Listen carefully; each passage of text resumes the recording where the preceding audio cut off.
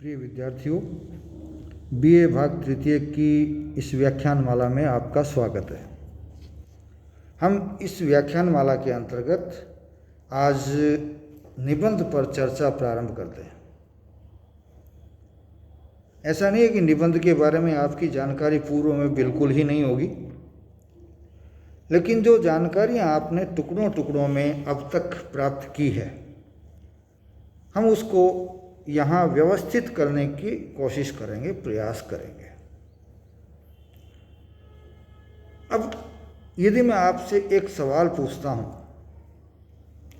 निबंध क्या है, तो आपकी तरफ से क्या जवाब आएगा? शायद आप उसका स्पष्ट जवाब देने में झिझकें, क्योंकि आपको ज्ञान तो है, लेकिन उस ज्ञान को जो व्यवस्थित करना चाहिए वो आप नहीं कर पाएंगे। इसलिए आप शांत रहेंगे, चुप रहेंगे या इधर उधर बगलें झांकने लग जाएंगे।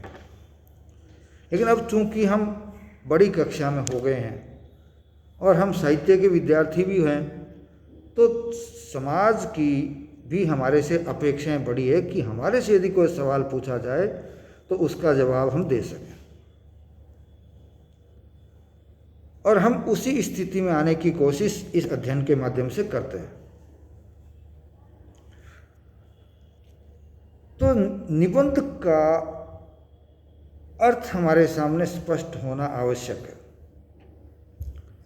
निबंध की परिभाषाएं हमको पता होना चाहिए कि क्या निबंध की परिभाषा हो सकती है, या किस विद्वान ने निबंध के बारे में क्या कहा। फिर निबंध के भेद कितने हो सकते हैं, निबंध के तत्व कितने हो सकते हैं, निबंध का क्या स्वरूप, इन सब की जानकारी के बाद हमारे सामने निखर करके आता है। ये सारी बातें एक साहित्य का विद्यार्थी होने के नाते हमको जानना आवश्यक है। और ऊपरी तौर पर हमारी जानकारी है भी, लेकिन खाली ऊपरी तौर पर इस कक्षा में या इस स्तर पर आकर के हम जानकारी नहीं रख सकते, बल्कि हमको थोड़ा सा और गहराई में उतरना पड़ेगा। तो इसके लिए आवश्यक है कि हम निबंध का अर्थ जानने की कोशिश करें कि निबंध का अर्थ क्या होगा। आपसे पूछेंगे तो शायद आप नहीं बता पाएंगे, और बता दें तो बहुत अच्छी बात है, और यदि नहीं भी बता पाए तो कोई बहुत बुरी बात नहीं है, अब सीख लेते हैं। तो इसके लिए आवश्यक है कि निबंध का शुरुआती दौर से क्या अर्थ निकलता है। फिर हम ऐसे शब्द का प्रयोग करते हैं, ऐसे अंग्रेजी का, तो उस संदर्भ में भी आगे जानकारी लेंगे, लेकिन पहले हम जो निबंध शब्द है इस पर चर्चा करते हैं। तो निबंध जो शब्द है वो एक विशुद्ध रूप से भारतीय शब्द है, ये हम निश्चित तौर पर कह सकते हैं, क्योंकि भारत में ही इसकी व्युत्पत्ति हुई। और विशेष तौर पर हम इस बारे में कह सकते हैं कि हिंदी भाषा के उद्भव से पहले भी निबंध शब्द का प्रयोग संस्कृत में किया जाता रहा है। निबंध शब्द का प्रयोग संस्कृत में किया जाता रहा है, ये ध्यान रहे। तो हम कह सकते हैं कि निबंध शब्द का प्रयोग संस्कृत में ही होने लग गया था, तो निश्चित रूप से इसकी व्युत्पत्ति भी संस्कृत में हो चुकी होगी, क्योंकि हिंदी संस्कृत से ही आगे निकल करके निकली हुई भाषा है। तो हम भी पीछे संस्कृत से ही लेकर के अपनी बातों को आगे चलते हैं, सुधार होते गए और हिंदी में आ गए। तो संस्कृत की तरफ जब हम देखते हैं निबंध के लिए, तो इसकी व्युत्पत्ति काफ़ी पहले हो चुकी थी, और दो व्युत्पत्तिगत रूप हमारे सामने निबंध के आते हैं, जिसमें उपसर्ग, धातु और प्रत्यय, ये तीन चीजें मिलकर के निबंध शब्द की व्युत्पत्ति होती है। प्रत्यय और उपसर्ग तो हम हिंदी के लोग जानते हैं कि क्या होते हैं, लेकिन हम धातु के बारे में नहीं जानते, और ये संस्कृत के जानते हैं, और हमें जानने की अधिक आवश्यकता भी नहीं कि धातु क्या होती है। लेकिन इतना तो जानना ही होगा कि धातु असल में थोड़ी बहुत ऊपरी तौर पर जो जानकारी वो क्या होती है। एक तो धातु विज्ञान में शब्द प्रयोग में आता है, तो यहाँ वो धातु नहीं है, बल्कि ये एक शब्द होता है, और उस एक शब्द में जुड़ करके प्रत्यय या उपसर्ग एक नया शब्द निर्मित हो जाता है। तो उसी तरह से दो शब्द मिलते हैं। इसमें मूल शब्द तो है बंध। जो दो हम व्युत्पत्तिगत शब्द देखते हैं उनमें एक मूल शब्द है बंध। अब उसके आगे उपसर्ग जुड़ते हैं या प्रत्यय जुड़ते हैं, उसके आधार पे दो उत्पत्तियां हमारे सामने आती है, दो व्युत्पत्तियां हमारे सामने आती है। पहली जो है वो आएगी, बंध में उपसर्ग लगेगा नी। नी योग बंध योग लुट, अर्थात बंध धातु में नी उपसर्ग जुड़ेगा, लुट प्रत्यय जुड़ेगा। और एक इसका अर्थ निकल के आता है इस शब्द का, निबंध का, निबंध यते नेनास्मिन वा, बंध निबंध यते नेनास्मिन वा, अर्थात ऐसी रचना जिसमें विचारों का निबंधन हो, ऐसी रचना जिसमें विचारों का निबंधन हो, अर्थात जिसमें विचार जो हैं वो बंधनों में रखे गए हो एक साथ व्यवस्थित रूप से। दूसरा जो शब्द निकल कर के आता है व्युत्पत्ति में, उसमें मूल शब्द बंध है, उपसर्ग भी नी है, लेकिन प्रत्यय बदल गया। घ और ये दो शब्दों से मिलकर के प्रत्यय बना है यम। तो ये जो है इसका क्या अर्थ निकलता है, निश्चयार्थेन विषयम अधिकृत्य बंधनम, निश्चयार्थेन विषयम अधिकृत्य बंधनम, अर्थात विषय पर विचारों को सूत्रबद्ध करना। कोई भी विषय है, उस विषय पर जो विचार हैं उन विचारों को सूत्रबद्ध करना, एक दूसरे से बांधना, जोड़ना। तो इस तरह से निबंध के दो रूप हमारे सामने आते हैं, और उसी के आधार पे हम उसका अर्थ भी थोड़ा सा अलग अलग कर देते हैं। इसके अलावा प्राचीन भारतीय वाङ्मय में या प्राचीन भारतीय वाङ्मय के अनुसार इसके कुछ और अर्थ भी निकलते हैं तो मिलते जुलते। एक अर्थ निकलता है एकत्र करना, एक जगह करना। एक अर्थ निकलता है संचय करना, बात वही है, इकट्ठा करना। एक शब्द आता है बांधना, एक है संगठित करना, एक है जोड़ना। ये सारी क्रियाएं हैं, और इसका क्रियात्मक अर्थ हमारे प्राचीन भारतीय वाङ्मय में ये निकल करके आता रहा है। तो फिर आगे हम क्या करें, ये अर्थ हमने जान लिए। अब हम देखते हैं कि प्राचीन काल में अर्थ में कहाँ कैसे परिवर्तन आया, वो हमें देखना होगा। वो कैसे देख पाएंगे? प्राचीन काल में इसी निबंध शब्द का प्रयोग भोजपत्रों के संग्रह के संदर्भ में किया जाता रहा है, और फिर उनकी सिलाई के संबंध में किया जाता रहा है।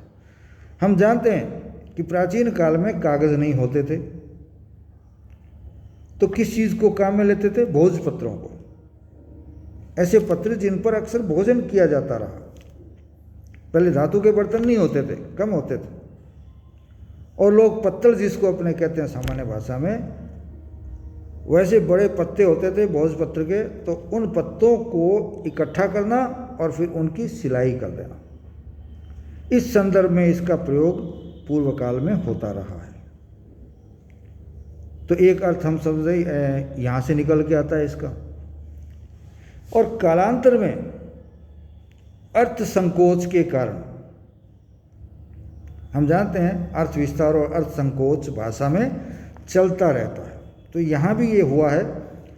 तो अर्थ संकोच के कारण इस शब्द का प्रयोग भाष्यों के लिए, टीका ग्रंथों के लिए और अन्य सभी विषयों पर विवेचनात्मक ग्रंथों के लिए किया जाता रहा है। तो आगे बदल गए ना रूप, पहले भोजपत्रों के लिए भी था, अब खाली किसके लिए हो गया?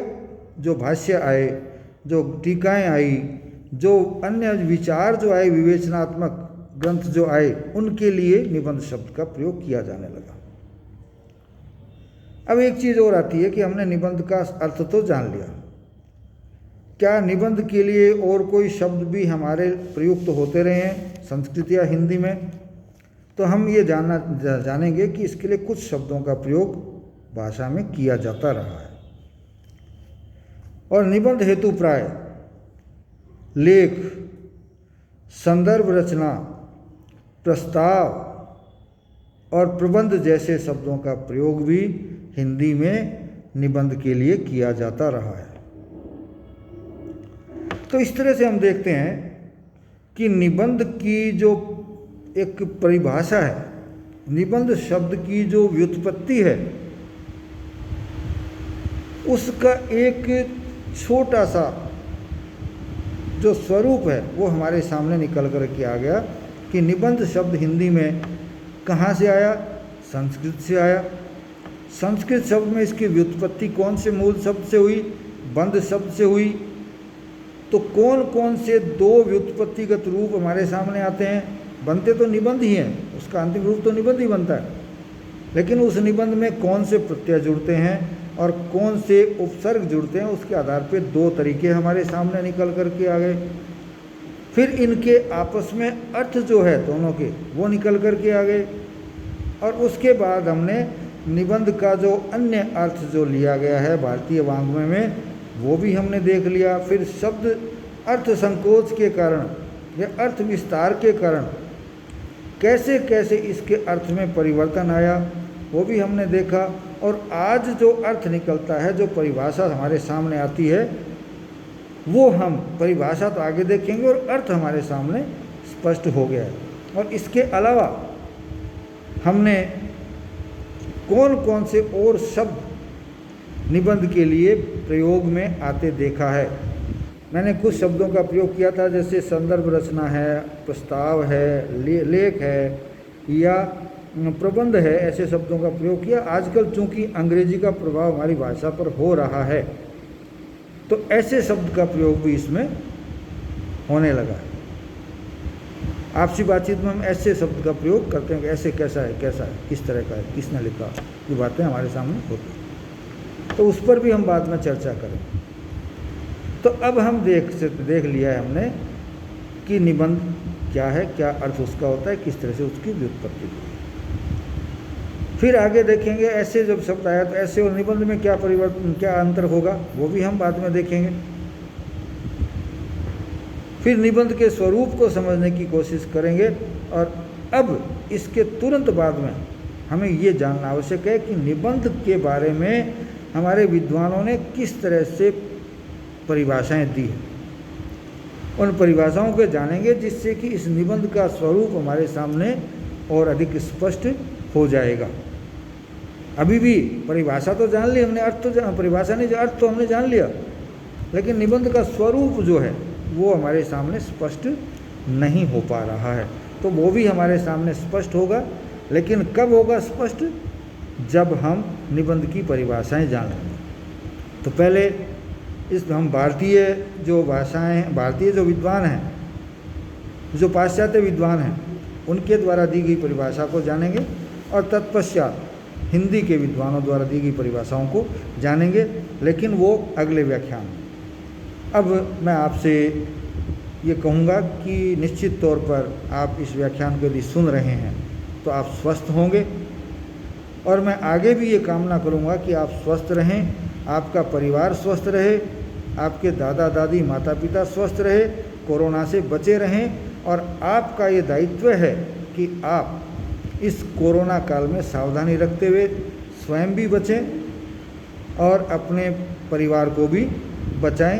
लापरवाही बिल्कुल नहीं करें। आपकी जो उम्र की अवस्था है वो ऐसी है कि लापरवाही अक्सर कर लेते हैं, तो आप वो लापरवाही नहीं करें। मास्क रखें, सैनिटाइज़र साथ में रखें, हाथ को जहाँ तक संभव हो दूसरी जगह छूने की कृपा न करें, कोई कार्रवाई छूने की न, जहाँ तक हो उसके छूने से बचें। तो इसी के साथ मैं आज का ये व्याख्यान यहीं पर इसको अपनी बात को समाप्त करता हूँ। जय भारत, जय हिंद।